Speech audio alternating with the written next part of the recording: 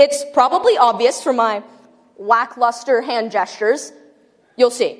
But I love extemporaneous speaking. I know, and I've competed in it all throughout high school. But there's a reason we don't get many spectators in our rounds, and why judges tend to steer clear of the event. Politics is important, but it's not always interesting.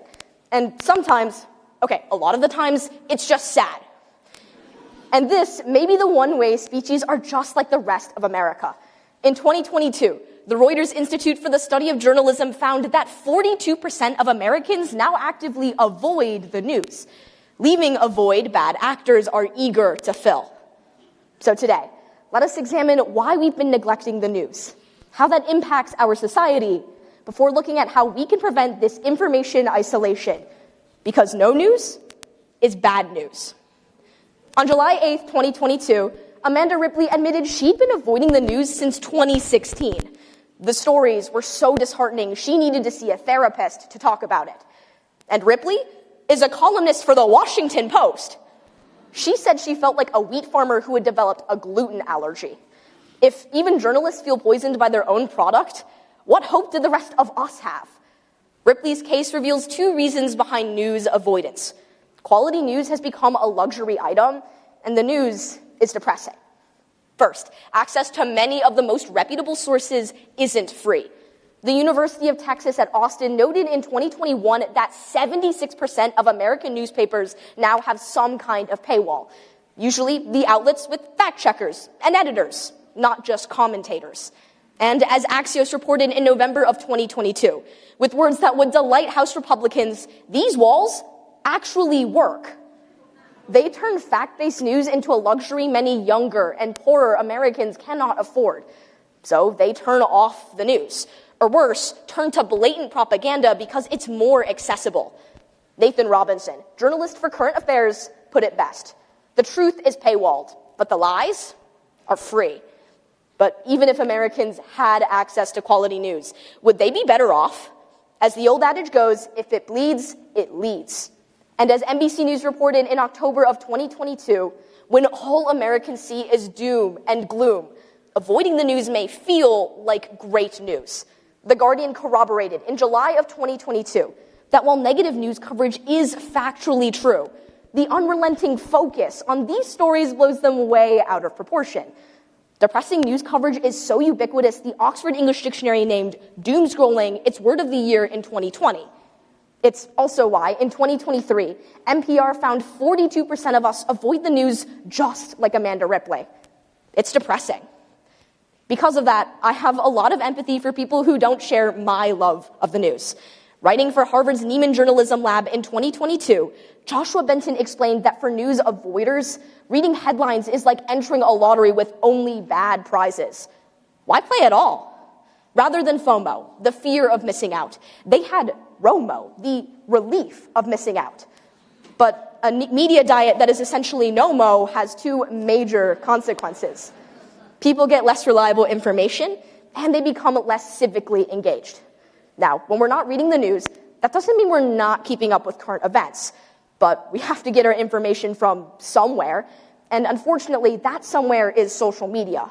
The nonprofit Integrity Institute published a report in 2022 pointing out that a well-crafted lie often gets more engagement than truthful content, and social media algorithms amplify that misinformation. We may laugh at the Facebook parents who fell for Pizzagate, anti-vaxxing, Donald Trump, but we're no better. Last week, a Morning Consult poll found that nearly half of TikTok users now get their news from the app, opening up a whole new world of misinformation. But people rely on it because influencers are more relatable and accessible than a soulless corporation. That's not praise for social media. That's a failure of the news industry. And obviously, when we're not reading the news, we're less informed and therefore less politically engaged. The Knight Foundation, a journalism nonprofit, found in 2020 that people who don't keep up with the news are 25% less likely to even register to vote. And authors of the 2023 book, Avoiding the News, found the people most likely to avoid the news are members of marginalized groups who often believe, for legitimate reasons, that they are misrepresented or flat out ignored. But if we don't read or watch the news, it's harder to stay well-informed. If we're not well-informed, it's harder to advocate for our needs. And if we don't advocate for our needs, journalists won't cover those concerns. It's a vicious cycle. And no wonder why Pulitzer Prize-winning journalist Nicholas Kristof articulated in the New York Times on December 30th of 2023 that when the news is unremittingly negative, people tune out and give up. But this isn't a lost cause, and there is reason for optimism. In 2019, The Washington Post hired someone who would be critical to their coverage of the upcoming elections and the pandemic, Dave Jorgensen. No, he wasn't an investigative journalist. Jorgensen ran the newspaper's TikTok account. 2 years and 1.7 million followers later, he explained to the tech website Mashable that giving people verifying news from a reputable source on an app that's mostly entertainment has been a great way to draw news avoiders into the fold. He suggests 2 ways this bad habit can be broken. We need to fix our media diet, and the media needs to update its menu. But we can't just go from, say, 0 news intake to 30 political newsletters per day. I swear, I'm getting help. At least, not directly. It starts by taking in some news in a format we enjoy. Many news websites, with words that would horrify House Republicans, have begun to use permeable paywalls, allowing everybody a handful of free articles before the barrier kicks in. That's usually more than enough for non-extempers. If traditional media isn't your thing, watch something funny, like Stephen Colbert's late-night monologue, or listen to a podcast like the New York Times' The Daily. The solution isn't to ingest as much as humanly possible, but as Penn State's News Over Noise podcast suggested in 2022, to take in as much as we can tolerate in a way that's comfortable for us. But the media has to address the problems it can control. That means, for instance, writing stories for news avoiders, like Vox.com does with its explainers. Or that means focusing more on good news, because I'm told that does exist. CBS, known for their hard-hitting investigations, released a newsletter called The Uplift, which focuses on optimistic coverage. In 2022, Emily Bell, professor of journalism at Columbia University, said that giving people a mix of positive and negative coverage, reflective of how our world actually functions, is pivotal to combating news avoidance. Because a healthier media diet begins with a better menu.